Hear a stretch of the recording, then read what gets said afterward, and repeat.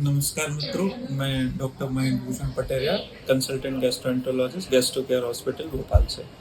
तो चूँकि आज आईबीडी दिवस है, आईडी वर्ल्ड आईबीडी डे है, तो इस पर थोड़ा सा अपन चर्चा करेंगे। आईबीडी मुख्य रूप से दो प्रकार का होता है, जिसको हम दो भागों में विभक्त कर सकते हैं। एक होता है क्रॉन्स डिसीज, एक होता है अल्सरेटिव कोलाइटिस। दोनों के लक्षण अलग अलग होते हैं, उपचार में भी थोड़ी थोड़ी भिन्नता होती है। लक्षण मुख्य रूप से होते हैं आईबीडी के हमारे लैट्रिन में खून आना, पेट में मरोड़ होना, पतली लैट्रिन होना, वजन का कम होना या वजन का नहीं बढ़ना, उसके अलावा खून की कमी होना, शरीर में प्रोटीन की कमी होना, पैरों में सूजन आना। ये मुख्य रूप से लक्षण होते हैं। अब इनकी पैथोफिजियोलॉजी मतलब इनका होने का कारण क्या है।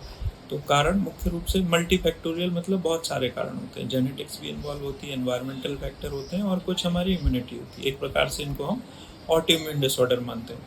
इनकी पैथोफिजियोलॉजी में हमारे जो इंटेस्टाइनल फ्लोरा है, मतलब जो आंत में रहने वाले बैक्टीरिया हैं, फंगस हैं, प्रोटोजोआ हैं, इन सब का भी एक मुख्य योगदान होता है।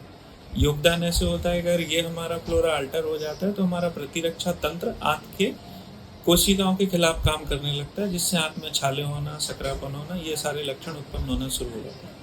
आंत का जो फ्लोरा हमारा अल्टर इसलिए होता है क्योंकि अनावश्यक रूप से हम कोई भी एंटीबायोटिक खाते रहते हैं, उससे हमारा आंत का फ्लोरा गड़बड़ हो जाता है। तो बिना किसी डॉक्टरी सलाह के कोई भी एंटीबायोटिक नहीं लेना है।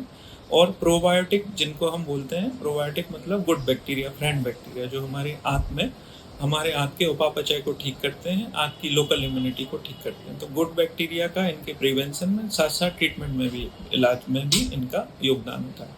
जैसे हमारा इलियल, जैसे जब हम अल्सरेटिव कोलाइटिस की सर्जरी करते हैं तो इलियल पाउच एनल एनास्टोमोसिस करते हैं। अगर उसमें पाउचाइटिस होता है तो मुख्य रूप से इसका योगदान होता है। और क्रॉन्स के बीमार जो रोगी होते हैं जिनमें CO small intestinal bacterial overgrowth होता है, उसमें भी प्रोबायोटिक का योगदान होता है। तो अपनी एंटीबायोटिक बिना किसी डॉक्टरी परामर्श के अपनी मर्जी से ना लें। और समय समय पे अगर आपको ऐसे इस प्रकार के कोई लक्षण होते हैं तो उनको नादानी में ना लें और अपने डॉक्टर से उसका इलाज और जांच कराएं। धन्यवाद।